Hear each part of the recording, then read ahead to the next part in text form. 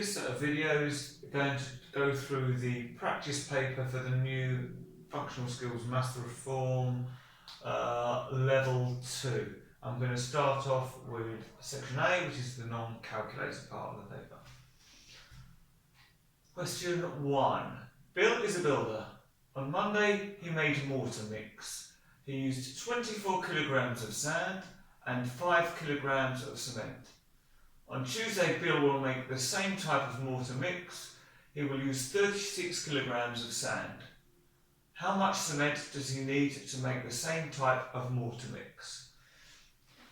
So, the important thing is it's the same type of mortar mix. That means the ratio is going to be the same. So, yes, we have a ratio question.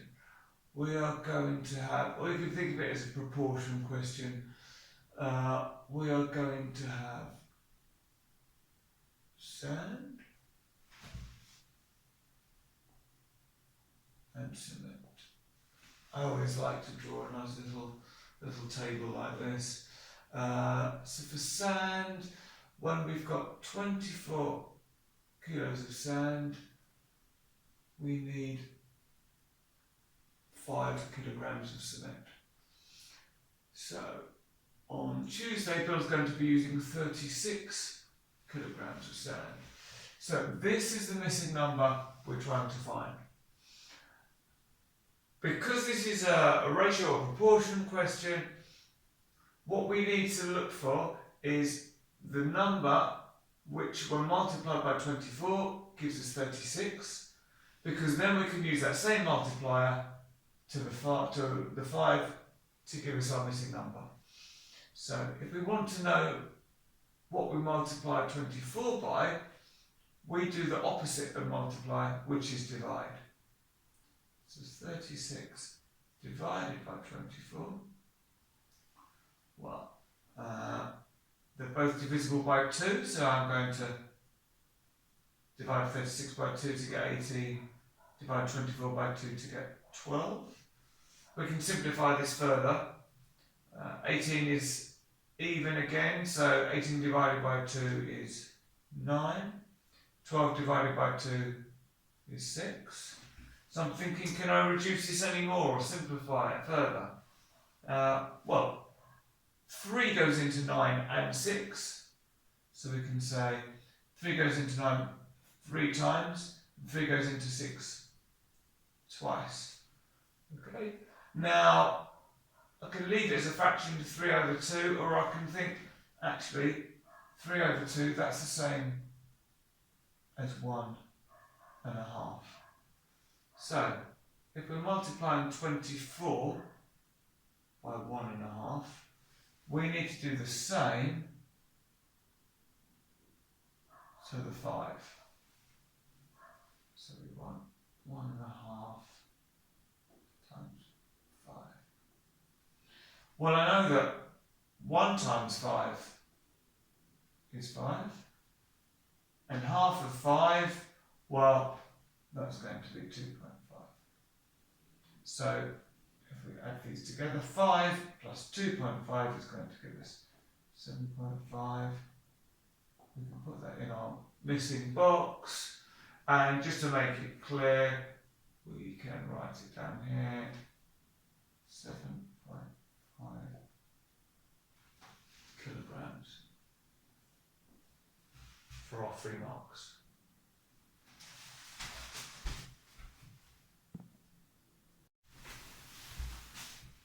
And on to question 2 of the non-calculated paper. Write 2.71828 to 3 decimal places.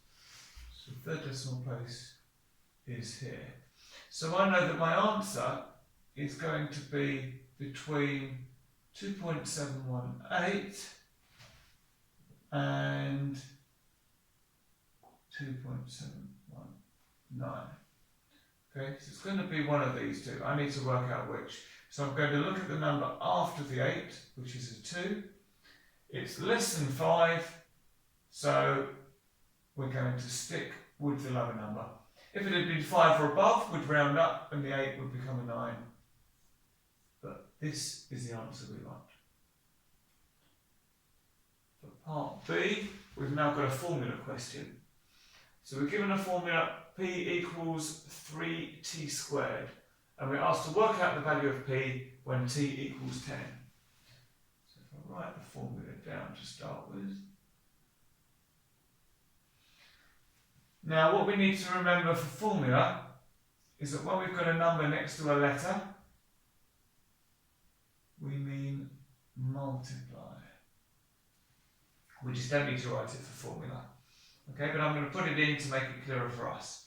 Now that we've got that far, we can substitute the t, so keep the 3.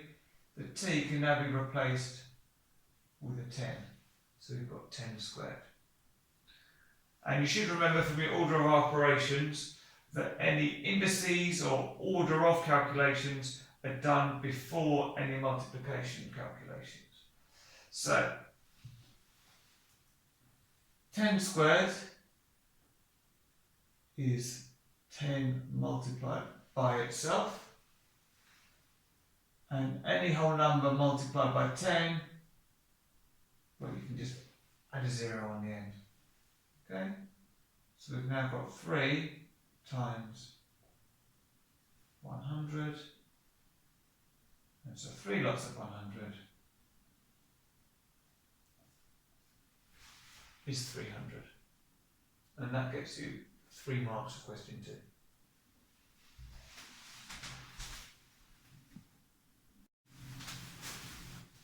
And question 3. As usual, I've got my question up here. Lizzie buys 3 clocks for a total cost of £50 at a car boot sale. She sells 2 of the clocks for £22 each, and the other clock for £20. Lizzie thinks she has made a profit of over 30% of the cost of the clocks. Is Lizzie correct? Okay. With questions like this, especially in level 2, there's more than one way of answering the question. So I'm going to pick what I think is the most efficient, but it's not necessarily the only way of doing it. So what I'm going to do is, first I'm going to work out how much profit Lizzie made, and then see how that compares to the 30% profit that she thinks she's made. So, first of all, she sold 2 of the clocks for £22 each. So that's 22, and another 22, and the other clock was £20. So if we add those up, 2 plus 2 is 4, 2 plus 2 plus 2 is 6. So that is how much she sold the clocks for. So let's put total sales from clocks. It's always good to label things as you're going. We now want to work out what the profit is. So for the profit, we want to take how much she paid, well, how much she made, and take away how much she paid in the first place. Or the standard way of thinking of it would be revenue, take away costs. So she got 64, and she's taking away 50, so 4 minus 0 is 4. 6 take away 5 is 1. So £14 profit. So we've got the profit in a monetary amount. They want to know what the percentage is. So I could work out what £14 is as a percent of £50, but looking at the numbers, especially as it's non-calculator, I think it's going to be easier for me to work out what 30% of £50 is, and then I can compare that to this £14. So, if we say 30% of 50, well, we know that of can be replaced with times. And I know if I want 10% of 50, well then I can just take off the 0. So that's going to be 5. So 30% of 50, well, that's going to be 3 lots of 5, which is £15. Now, we only made £14 of profit, which is less than the £15 that Lizzie needed to have made to make 30%. So, is Lizzie correct? Well, she thought she'd make over £15 profit. She only made £14 profit. So, no, Lizzie is incorrect for 4 marks.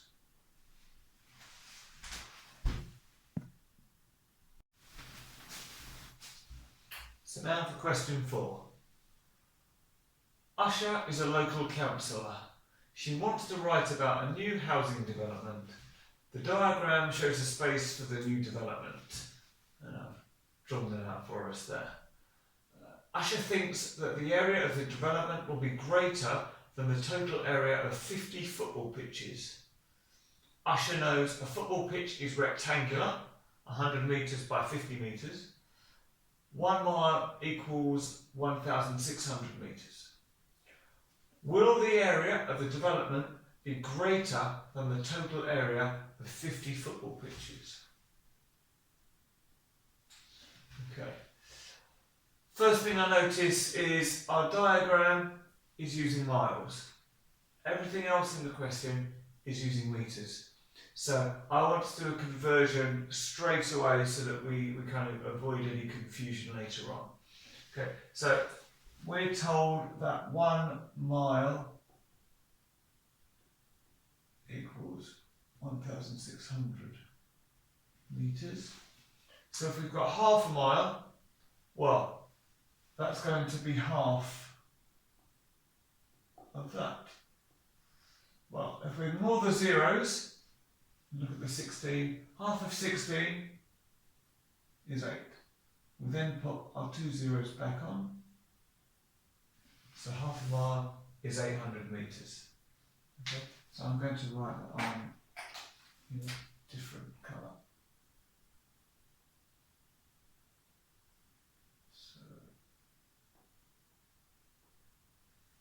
So now we can forget about the half a mile really and just keep everything in metres. So Usha thinks the area of the development will be greater than the total area of 50 football pitches. So we're going to need to work out the area of this shape and then compare it to the area of 50 football pitches. So you should all recognise that this shape is a triangle and that the formula for the area of a triangle is half the base times the height. So in this case we've got a half, and that's times base, which is 800, and the height, which is also 800. Now there's different ways of doing this. I'm going to do the bit in the brackets first. So I'll keep the half outside. So 8 times 8 is 64. Then we can put on these 2 zeros, and then we can put on these 2 zeros. Now we want a half of this. That's the same as saying 640,000 divided by 2. So let's do that using the bus stop method. So 2 goes into 6 3 times, 2 goes into 4 twice, 2 into 0 doesn't go, still doesn't go, still doesn't go, nor go. So the area of the triangle is 320,000 metres squared. Okay. Now we've got a football pitch. So let's draw a sketch of our football pitch. And it doesn't need to be too accurate. It's going to be 100 metres by 50 metres. Okay, so that means the area of this, given it's a rectangle, is going to be the length times the width. So, and I'll write it in here, area equals 50 times 100, which is, well, if we start with 50, and because we've multiplied by 100, we can just add 2 more zeros. And that's going to be metres squared. The question is, will the area of the development be greater than the total area of 50 football pitches? So what I'm going to do is multiply this by 50, and then we can compare it to this, the area of the housing development. So we want, let's write it under here, 50 football pitches times 5,000.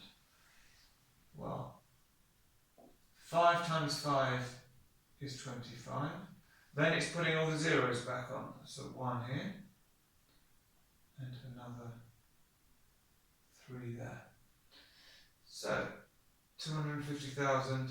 Is it bigger or smaller than 320,000? Well, it's smaller than 320,000. So will the area of the development be greater? This is the area of 50 football pitches. This is the area of development.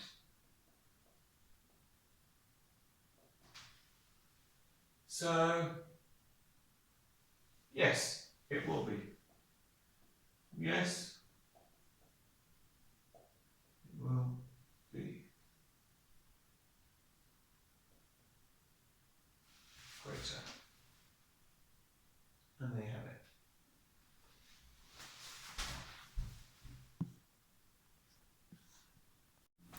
And now question 1 of the calculator paper.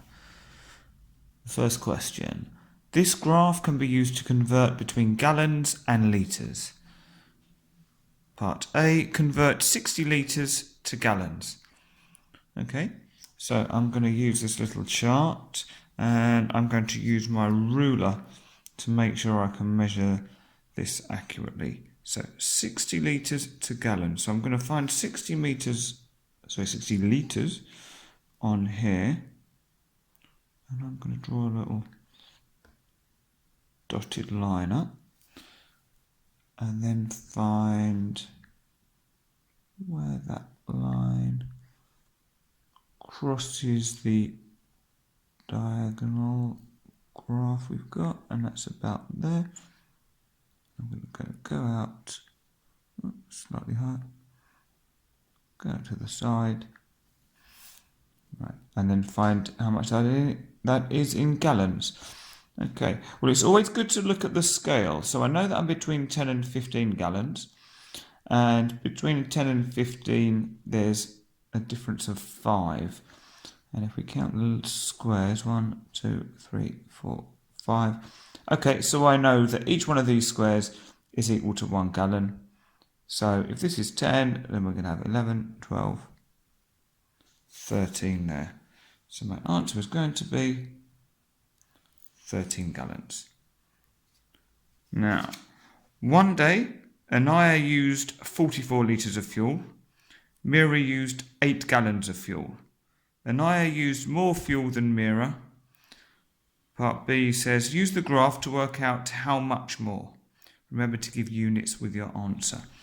Okay, so Anaya we've got in litres and Mira we've got in gallons. So we need to get both of them in the same units. So either both as litres or both as gallons. It doesn't matter which one. They haven't said it needs to be in certain units, just that we state what they are. So because we converted from litres to gallons before, I'm going to go the other way. So I'm going to start with Mira, who used 8 gallons of fuel.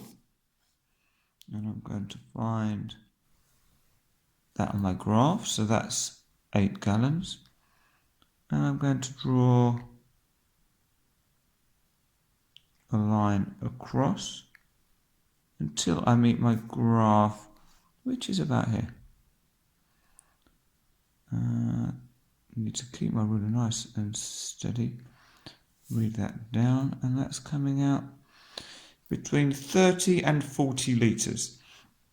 Now, as I said before, it's really important to check the scale because the difference between 30 and 40 is 10, but we've only got 1, 2, 3, 4, 5 little squares. So that means that each small square is going to be equal to 10 divided by 5. So each square is 2 litres. So we can now count up from 30, so 32, 34, and that would be 36. Okay, so I'm going to add this on here. We know that Mira is 36 litres. So they're talking about how much more. So to work out the difference in two numbers, we take the largest number and subtract the smallest. So 4 take away 6, we can't do it, so we're going to take 1 from here and pass it over. So 14 take away 6 is 8, 3 take away 3 is 0, so our answer is going to be 8 litres. Always good to check which units you need to use. And that's the end of question 1. Question 2. David reads this advert on his county council website. 70% of the area of woodland in the county is native woodland. This means there are 350 kilometres squared of native woodland in the county. Work out the area of woodland in the county that is not native woodland. Okay, couple of ways we can do this. I'm going to start that if 70% is native woodland, then that means that everything else must be not native. So that means that 100 minus 70 is not native. And 100 minus 70, I'm going to go straight for 30. So that's 30%. Okay, now I'm going to treat the next part of the question as a proportion question. So if we've got our percent, which is 70, and our area, which is in kilometres squared, is 350. Okay, so I know we want to find 30%. At the moment, we know that 70% represents 350 kilometres squared. So if we can work out what 1% is, then we can multiply that up to get 30%. So to get 1%, that means we need to divide, well, to get 1% from here, we divide 70 by itself. So over here, we need to divide 350 by 70. So I'm just going to demonstrate that to get the 1, we've divided by 70. So over here, we want to do the same. Okay, so I'm going to, we can do this down here. 350 divided by 70. Well, that doesn't look obvious straight away. You can use your calculator, but I'm going to cancel my zeros. And now I've got 35 divided by 7. Okay, well, if I do my 7 times table, we have 1 7 is 7, 2 7s are 14, 3 7s are 21, 4 7s are 28, 5 7s are 35. So I know that that is 5. Okay, so I can put that in my table that if 70% is 350 kilometres squared, then 1% is going to be 5 kilometres squared. Okay, we want 30%, so I'm going to do 30 times 5 that we're getting from up here. Again, you can do it on your calculator, or let's do it as a column. 0 times 5 is 0, 3 times 5 is 15. So our answer is 150 kilometres squared. You could do this another way. There's probably another 1 or 2 different ways of doing it, but I find this quite a neat way of doing it.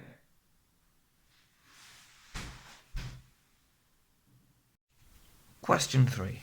The scatter diagram gives information about the temperatures at 8 different heights up a mountain. And then we've got our scatter diagram and the 8 points already plotted. At a height of 1,000 meters, the temperature is minus 13 degrees. Plot this information on the scatter diagram. Okay, so we're going to find 1,000 degrees, which is here, and we want 1,000 meters, and we want minus 13 degrees.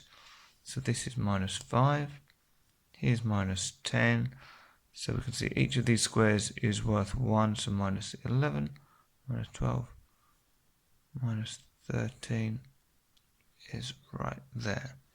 Okay, part B. Draw a line of best fit on the scatter diagram. So I'm going to need my ruler. Okay, so with a line of best fit, we want to get a straight line through the data. Now, it doesn't matter if you go through some of the points, but it doesn't matter if you don't.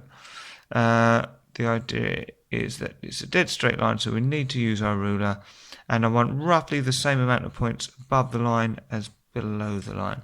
So I'm going to draw my line there, and that looks okay to me.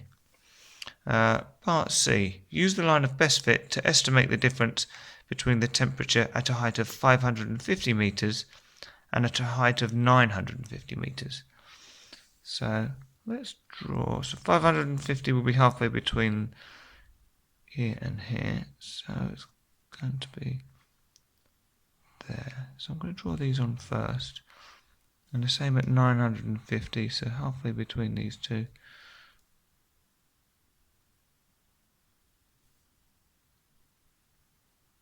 And we want to find where these points meet on our line of best fit. So this one is meeting about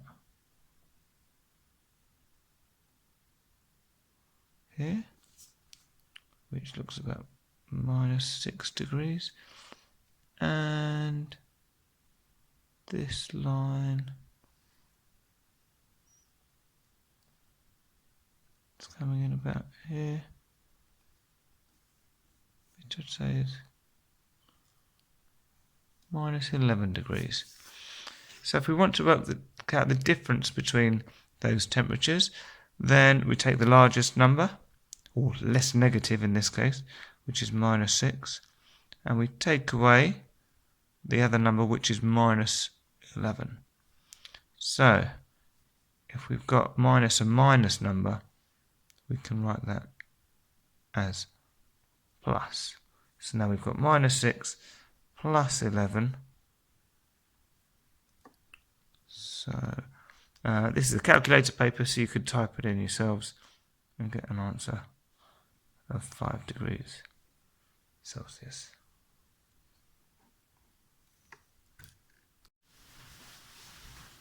Question 4. Here is a pentagon, and I've drawn it on the board for us, but you should have it on your sheet as well. The pentagon has one line of symmetry. Work out the size of the angle marked X. Okay, so they've told us the pentagon's got one line of symmetry. It might not be obvious why they've told us that, but if we draw it on, I'm going to use the red pen. Well, first of all, we can think a line of symmetry is going to split the shape into 2 equal parts as a mirror image. So the only place it can go is down the middle, like this.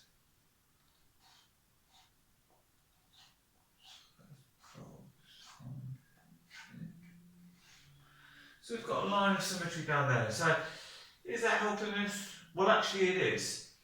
Because if this is symmetrical, then we know that this triangle, which has 3 angles, we know that this angle has to be the same as this angle. Okay. Now, we are given some information about this angle already. However, this angle relates to the part which is in this square as well as the part that's in the triangle. But we should know that any right angle, any angle like this, is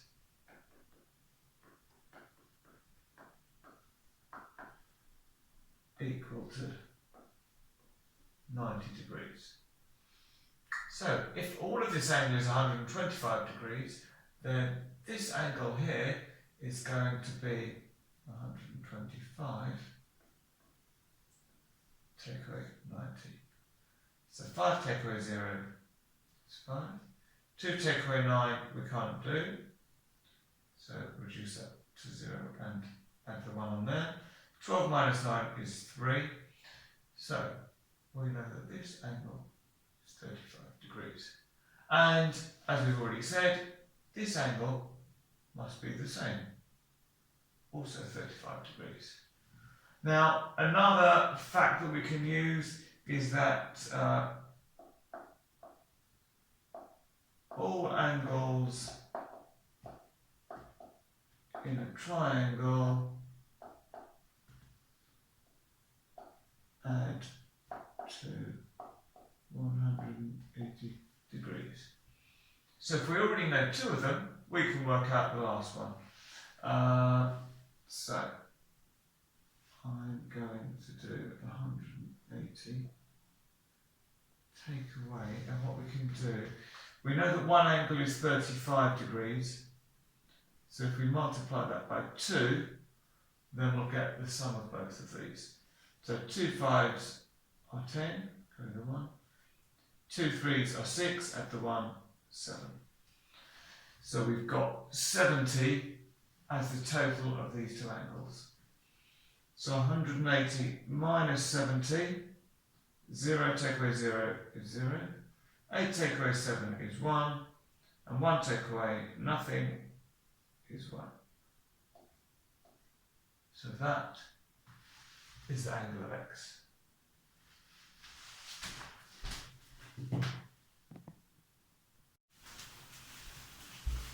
Now for question 5. Nicola wants to put a flat roof on a bike store. The roof will be made of concrete in the shape of a cuboid as shown, and I've drawn a cuboid on here as well. They also give us that density equals mass divided by volume. Nicola wants to put a metal strip along 2 of the longest edges of the roof. Well, we can have a quick look at that. This is 2 meters, that's 3.5 meters, so the longest 2 edges will be here and here. And she knows the density of the concrete is 2,300 kilograms per meter cubed, and the mass of 1 meter of metal strip is 5 kilograms. Work out the total mass of the concrete and the strips she wants. Now, this question could throw a lot of people. It's talking about density, we've got lots of numbers and information. So, if you're not sure how to tackle a question, then sometimes just have a look and see, well, what can I do? So, they've given us a formula. So, it's not a bad thing to maybe start off by having a go at using that formula. So, density equals mass divided by volume. Well, density, they've given us the density because they said it's 2,300 kilograms per metre cubed. Mass, well, that's what we're trying to work out. And volume, well, I know how to work out the volume because the volume is the height times the length times the width. And we've got all three of these here. One thing to notice is two of the distances are in metres and one is in centimetres. Ideally we want to get them all the same. Now because the question is talking about metres cubed and we've got more measurements in metres and centimetres, then I want to convert that 12 centimetres into metres. So I know that 1 metre is 100 centimetres. So to convert 12 centimetres into metres, I'm going to need to divide that by 100. So if I'm dividing by 100, then the decimal point, which is currently here, is going to move to the left twice, because we've got two zeros. So that is going to give us 0.12 metres now. So for the volume, if we bring this down here, we're going to have the height, which is now 0.12, times the length, which is 3.5, times the width, which is 2. And I'm going to reach for my calculator. 0.12 times 3.5 times 2 gives us 0.84, and its volume, so it's going to be metres cubed. Okay, now it might not be obvious where this is taking us, but now we've got that density equals mass divided by volume. We've already said that the density is 2,300.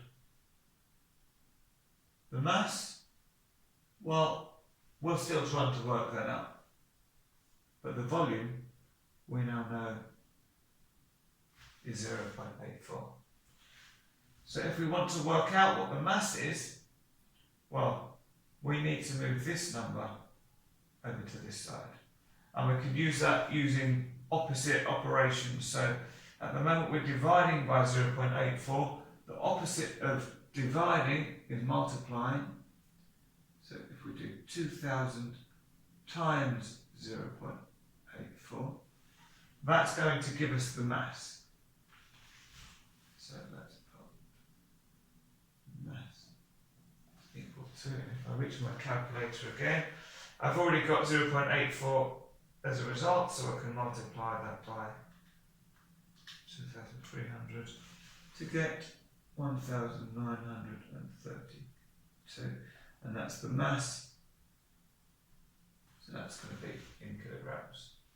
Okay, we're trying to work out the total mass of the concrete and the strips. So this that we've worked out is the mass of the concrete.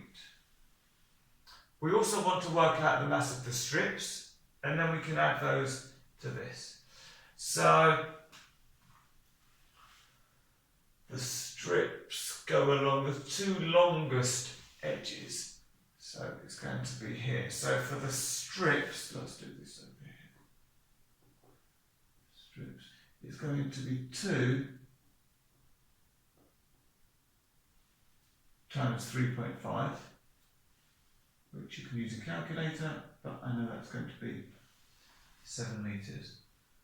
And they then tell us that the mass of 1 metre of metal strip is 5 kilograms. So if 1 metre is 5 kilograms, then 7 metres is going to be 7 times 5, which is 35 kilograms. Again, you can use your calculator, or hopefully with your times table knowledge, you'll know 7 times 5 is 35. So we now want to add this 35, which is the mass of the strips, with the mass of the concrete. So 1932, add 35, 2 and 5 is 7, 3 and 3 is 6, 9 and nothing is 9, 1 and nothing is 9. That's going to be kilograms. And that's our answer for 5 marks. So it looks a bit difficult at first, but actually there's not too many steps to get what is really quite a few marks for one question.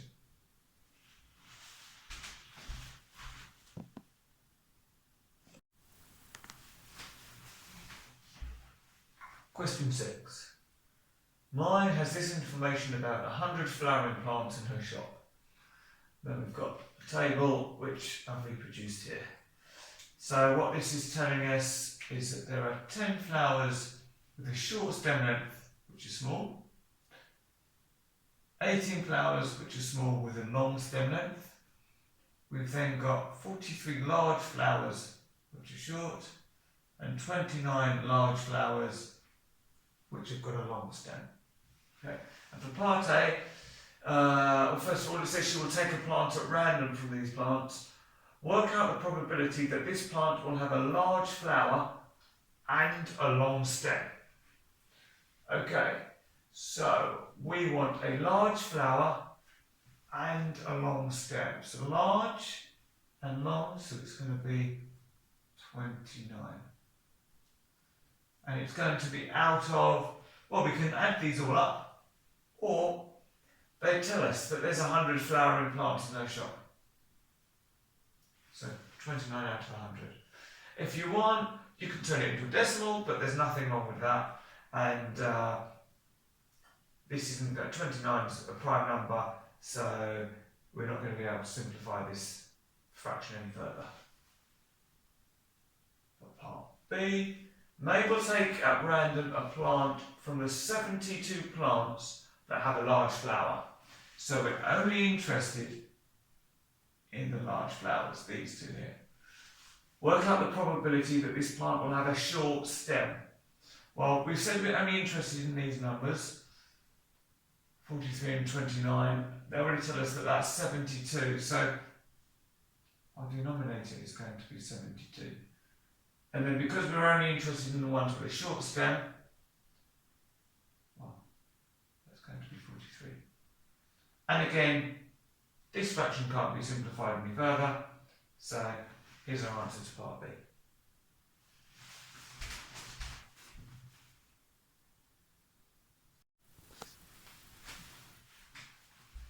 And question 7. Sal works in a dress shop. She wants to know how well the labels on the dress hangers agree with the true size of the dresses. The table shows information about some hangers and dresses, and I've reproduced the table here for you. So what this is telling us, if we maybe start here, is saying that there were 8 dresses where the label on the hanger said they were a size 10, and they really were a size 10.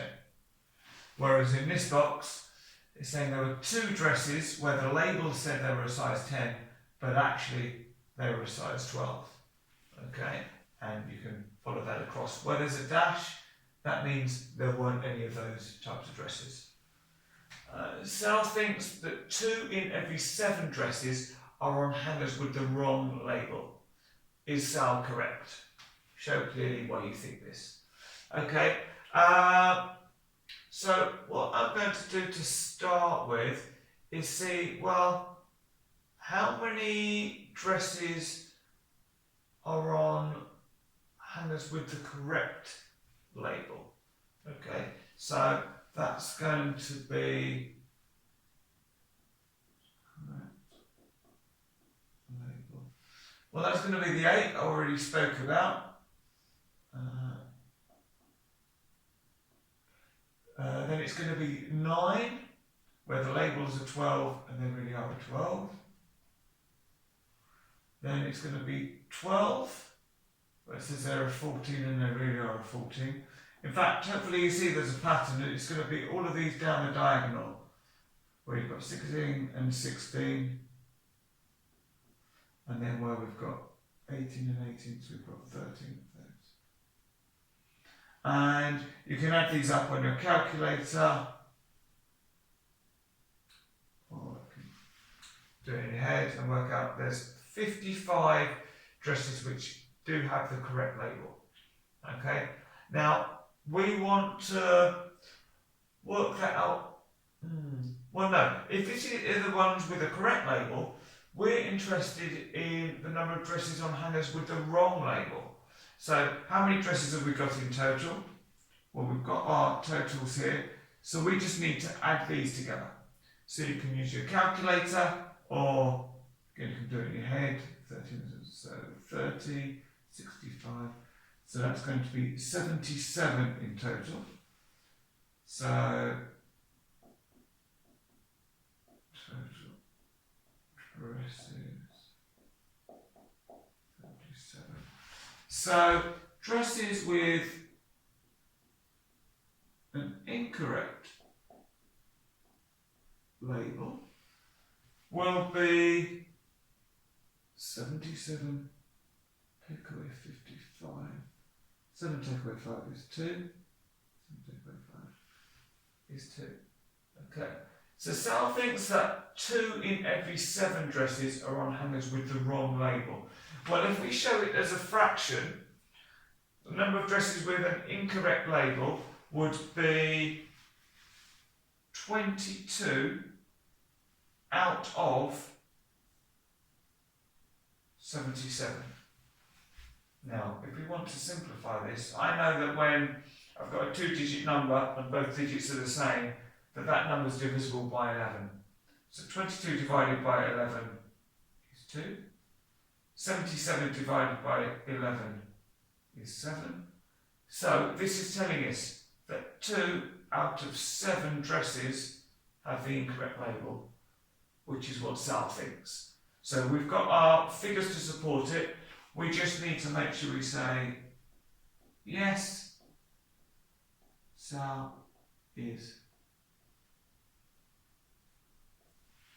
correct for 4 marks.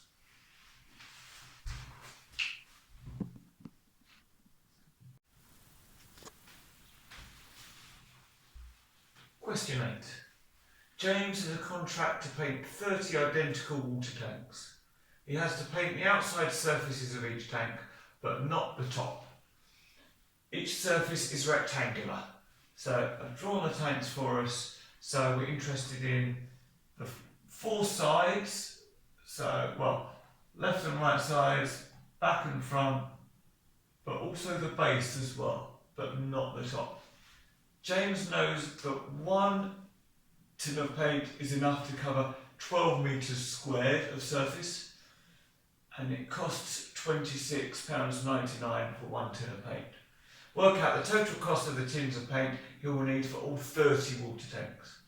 Okay, so what I need to do here is work out how much surface area I've got on 1 tank. So that will be the 2 sides, front and back, and the base. And then I'll need to multiply that by 30 to get it for all of the tanks. And then we'll need to see how many tins of paint we need, because we know that 1 tin will cover 12 metres squared. And then once we know how many tins we need, we can multiply that by the cost of 1 tin. Okay, so let's start off by working out the area of the sides. So this side here is going to be 0.6 times 0.8 metres. And we've got one side here and another side over here. So we're going to want 2 of these. I'm going to do all my calculations, have them written down, then I'll do the answers afterwards. So then we're going to have the front. So this is a height of 0.6, but the width is 1.1. And again, we're going to have a front and a back. So we're going to have two of them. Then we've got the base, which is going to be 1.1 times 0.8. And we've only got one of those, because we don't need to have the lid on top. So I'm going to work out these three using my calculator. 2 times 0.6 times 0.8 gives us 0.96, and that's going to be meters squared. We've then got 2 times 0.6 times 1.1, which gives us 1.32 meters squared. And finally, we've got 1.1 times 0.8, which gives us 0.88 meters squared. We've got them lined up, so I'm just going to add them up here. 6 plus 2 is 8, plus another 8 is 16. 9 plus 3 is 12, plus 8 is 20, and the carried 1 is 21. Carried 2. 1 and the carried 2, we've got 3.16 meters squared. So this is the total surface area,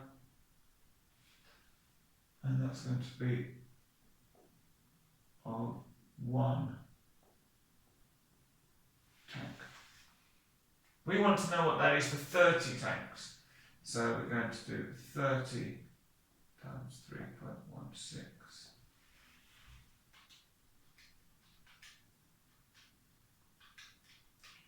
3.16 times 30, which gives us 94.8 meters squared. So we know that 1 tin of paint is enough to cover 12 meters squared. So to work out how many tins of paint we need, we're going to need to do 94.8 divided by 12. So if one tin is 12 meters squared, so this will tell us how many tins we need for 94.8 meters squared. So 94.8 divided by 12, and that gives us 7.9, but we can't buy 0.9 of a tin of paint, so we're going to need 8 tins of paint. And 8 tins of paint are going to cost us £26.99 each.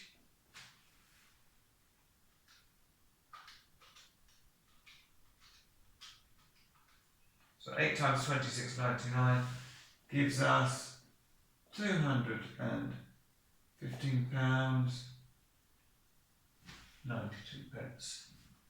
So that's the total cost for all 30 water tanks.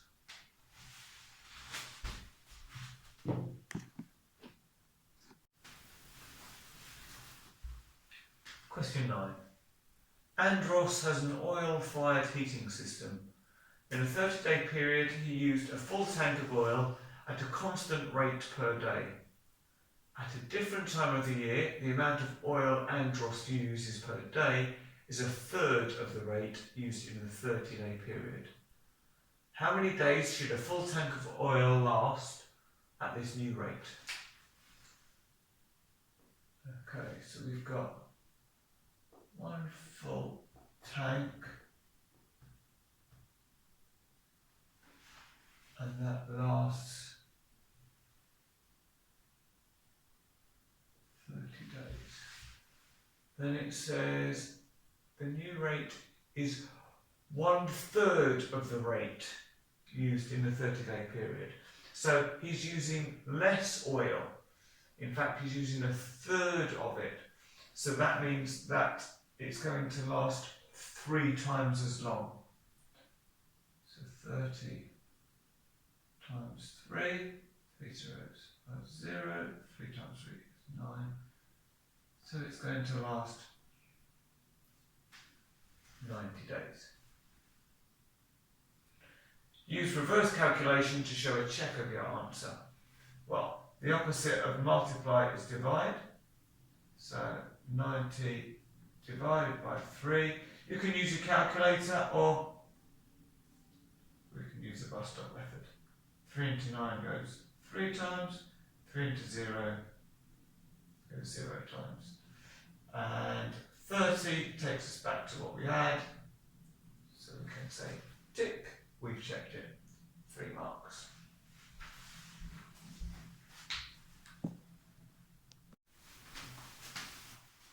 Question 10. Lena recorded the number of late trains at a station in a day over a period of time. She shows this information in a diagram. I've not copied out the whole diagram, but I've copied out the key because this is really important in understanding what the diagram is showing us. So they give this example.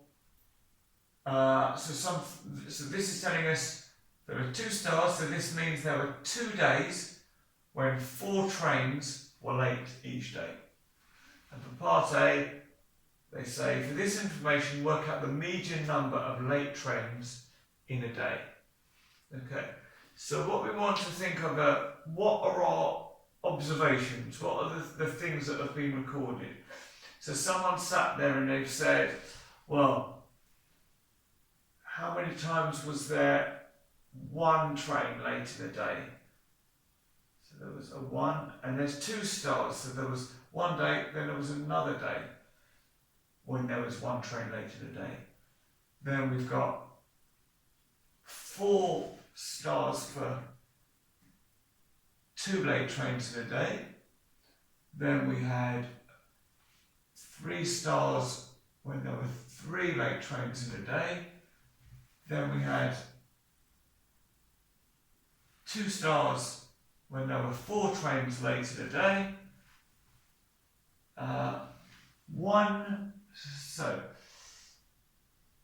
2 instances when there were 5 trains late in a day. Only once were there 6 trains late in a day. She didn't see 7 trains late in a day or 8 trains in a day, but she did see 1 day where there were 9 trains late in a day. So we've got all of our observations and they're written out in ascending order. So that means now to work out the median, so this is for part A, we want the middle number. So the best way to do that is strike off the first and last. Keep doing this in pairs until we end up with either 1 number in the middle or 2. So here, or it should be that one, this one and this one, and we're left with 1 in the middle. Okay, so this is our median. It was 3 late trains in a day. Lena says the median number of late trains in a day from this information is a good estimate of the average number of trains late over the period of time. Is Lena correct? Well, if I look at the data, and if you look at your sheet, you'll see that actually there were 4 times when there were 2 trains late in a day. So based on that, I would say no. Lena is incorrect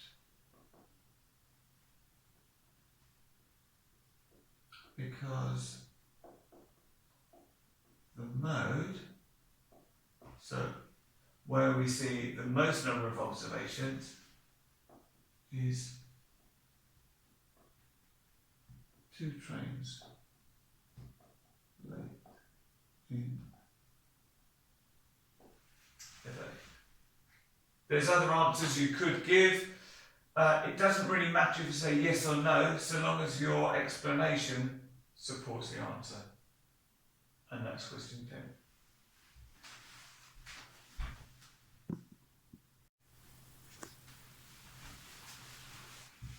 Question 11. Joanna is a landscape gardener. She has to fill a circular space with flowers. The radius of the circular space is 4.5 metres. Joanna will plant 40 flowers per square metre of space. She will plant 4 times as many red flowers as white flowers. How many red flowers will she plant? Okay, so we're going to start by, well, I suppose, working out what the area of that circular space is. So, area of a circle, and it's not given to you, you need to know this, is pi r squared. And if you've got a pi button on your calculator, you can use that. If not, you can say where pi equals 3.14. So that means in our example, the area is going to be 3.14 times 4.5 squared, which, if I grab my calculator, so if we think of our order of operations, we need to do the square bit first. So 4.5 times 4.5 equals 20.25. Multiply that by pi, or 3.14, and we get 63.5, and that's going to be meters squared. And I'm going to put that in my memory. Okay, don't round this. If you round it, you're going to lose the accuracy. We need to keep all those decimal places. So we know the area of the circle, and we know that Joanna plants 40 flowers per square metre. So we're now going to want to multiply this by 40 to give us 2,543.4 flowers. Okay. At this point, I'd say you can round it because you can't have part of a flower. So I would say equals 2543 complete flowers. Right. Now, she's going to plant 4 times as many red flowers as white. So I'm going to do red, white, and a total. So if she's only got 4 red flowers, she's going to have 1 white flower, which means in total she would have 5. In fact, we know that in total she's got 2,543. So we want to find out what multiplier is being used here. So if we do the opposite operation of multiply, which is divide, and do 2,543 divided by 5, so I'll put this over here, 2,543 divided by 5,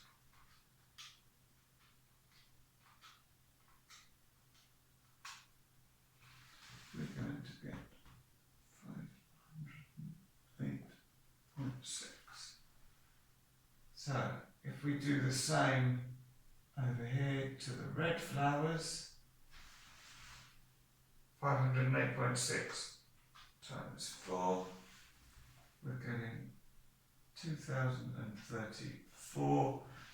We've got 0.4, but again it needs to be a complete number of flowers. So that's going to be my answer. 2,034 red flowers.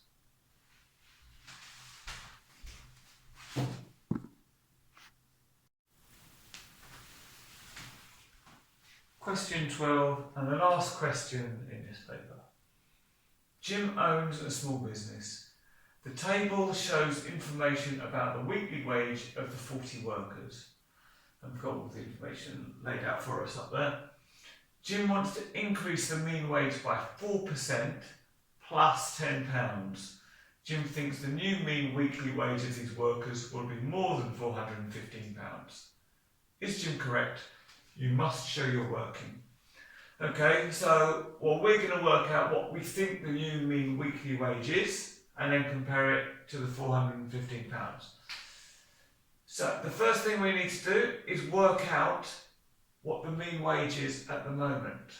Okay, now we have got 10 workers that are earning £320. 13 workers that are earning £370. 8 workers that are earning £420. 7 workers that are earning £470. And 2 workers that are earning £520. So we want to work out each of these, and we can do this on our handy calculator. Well, the first one we're multiplying by 10, so I don't need a calculator for that one. Then we've got 13 times 370, which is 4,810. We've then got 8 times 420, which is 3,360.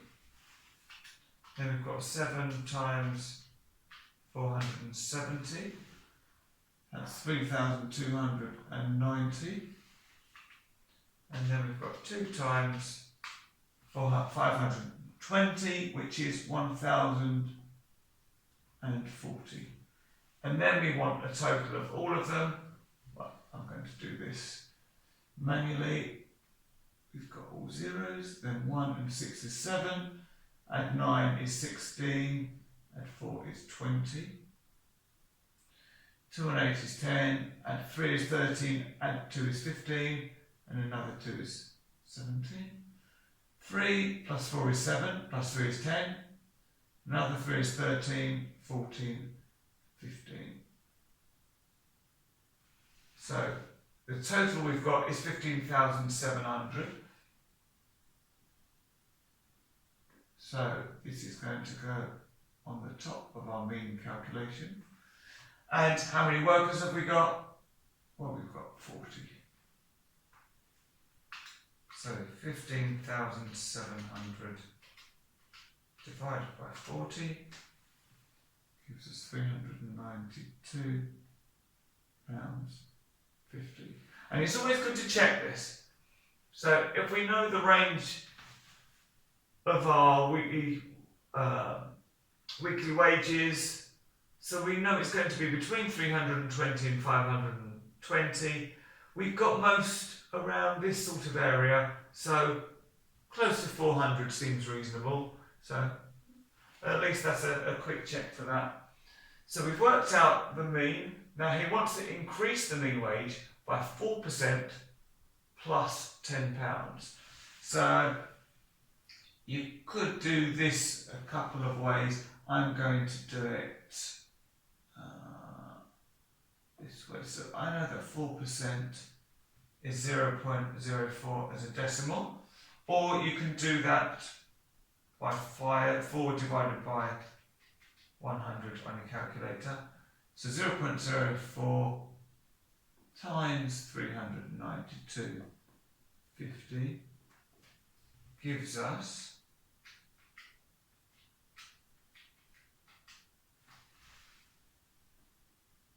£15.70. So he wants to add that on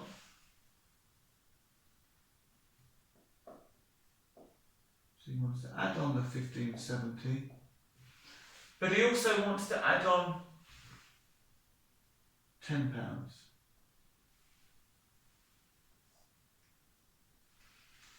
So let's do that on our calculator. 392.50 plus 1570 plus £10. That gives a grand total of £418.20, which is more than £415. So Jim thinks the new mean weekly wage will be more than 415. Is Jim correct?